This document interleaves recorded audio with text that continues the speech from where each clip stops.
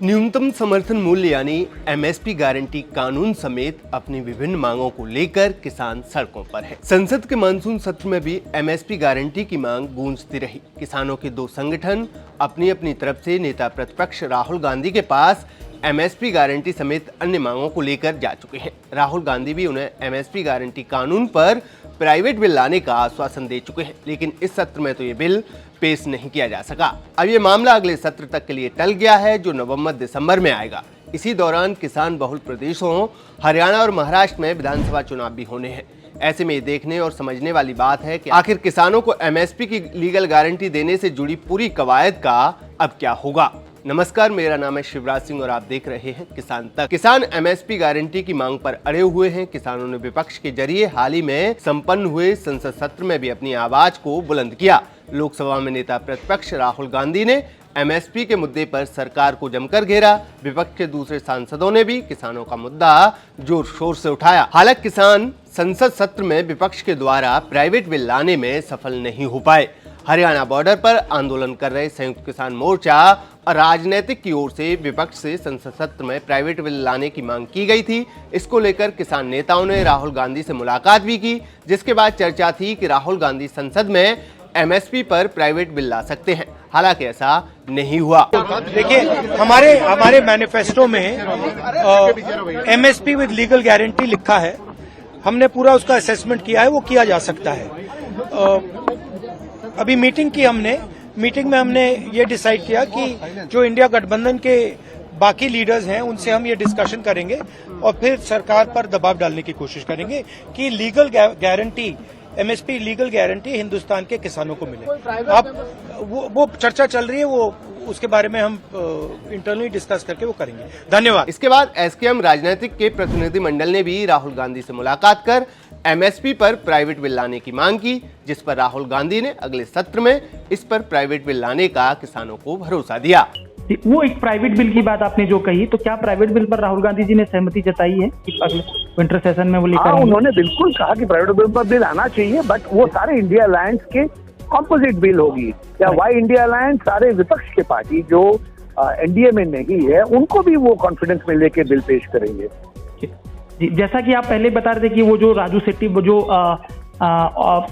जो एआई के एसएससीसी का जो बिल था, उसी बिल को रिपीट करने की कोशिश रहेगी या नहीं? उसी बिल की प्रति हमारे पास था, बट मैं ये नहीं कहा कि वही बिल पास होगी जी। अब इंडिया अलायंस के शरीक पार्टी जो है, जैसे मैंने कहा, मीटिंग करेगी जिसमें हमें बुलाया जाएगा। उस पुरानी बिल्स को हम एक बार फिर रिव्यू करेंगे।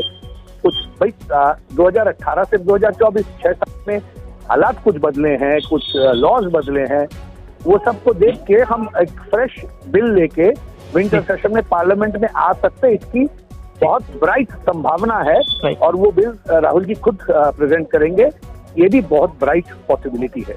अब अगला संसद सत्र नवंबर में शुरू होगा। इससे पहले हरियाणा, झारखंड, महाराष्ट्र में विधानसभा के चुनाव है। ऐसे में इन राज्यों में एमएसपी गारंटी का मुद्दा छाया रहने की पूरी संभावना है। राहुल गांधी के इस कदम को विधानसभा चुनाव से जोड़कर भी देखा जा रहा है। हरियाणा समेत चुनावी राज्यों में कांग्रेस किसानों के मुद्दे को भुनाना चाहेगी। इसके अलावा अगले सत्र में भी इस मुद्दे पर राहुल गांधी के पास सरकार को घेरने का अच्छा मौका होगा। दूसरी तरफ बीजेपी भी एमएसपी के मुद्दे पर कांग्रेस को काउंटर अटैक करने में लगी है।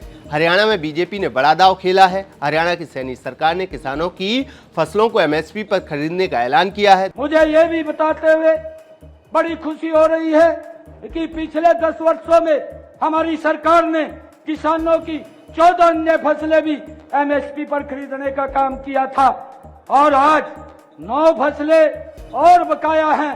हरियाणा प्रदेश की जितनी भी फसलें हैं, सारी की सारी एमएसपी पर खरीदने का काम ये हमारी सरकार करेगी।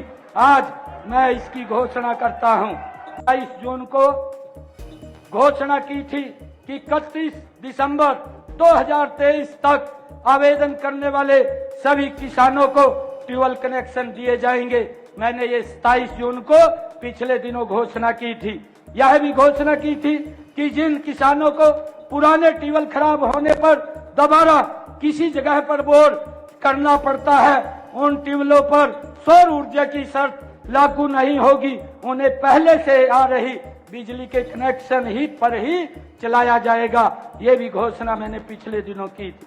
मैंने ये भी घोषणा की थी कि 19 जुलाई को एक घोषणा यह भी थी कि ऐसे सभी किसान जिनके ट्रांसफार्मर बिजली निगमों द्वारा वो खराब हो जाते थे और बदलने के लिए किसानों से चार्ज लेते थे, हमने अब ये घोषणा की थी कि किसी भी किसान से अगर ट्रांसफार्मर जो बिजली विभाग का है वो खराब हो जाएगा तो उसका खर्चा वो किसान से नहीं लिया जाएगा।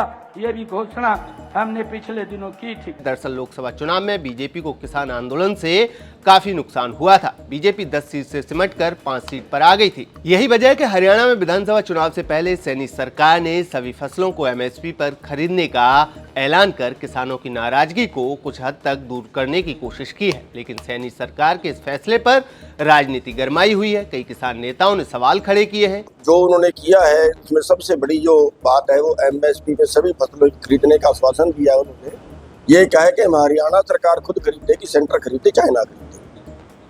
तो पहली बात तो हम धन्यवाद करेंगे और दूसरा हम ये कहना चाहेंगे कि ये सब इसलिए हुआ है कि हमने संयुक्त संघर्ष पार्टी खड़ी की है और अब सरकार को, अब राजनेताओं को ये लगने लगा है कि अगर किसान सत्ता में आ गया तो बहुत कुछ बदलने वाला है और जो राजनीतिक पार्टियां जिस ढर्रे की राजनीति कर रही हैं वो ढर्रे की राजनीति नहीं चलेगी।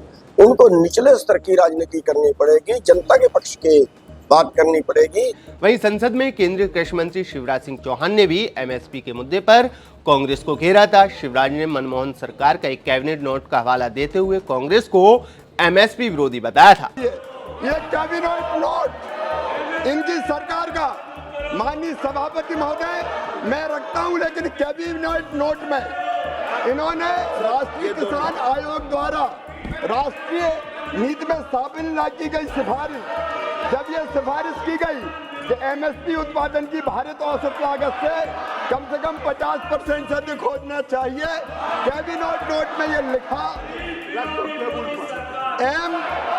एमएसपी की सिफारिश सीएससीपी द्वारा संबंध घटकों की किस पर विचार करते हुए बस्ती पूरक मानदंड पर की जाती है। अतः लागत पर कम से कम 50% की वृद्धि निर्धारित करने से मंडी में विकृति आ सकती है।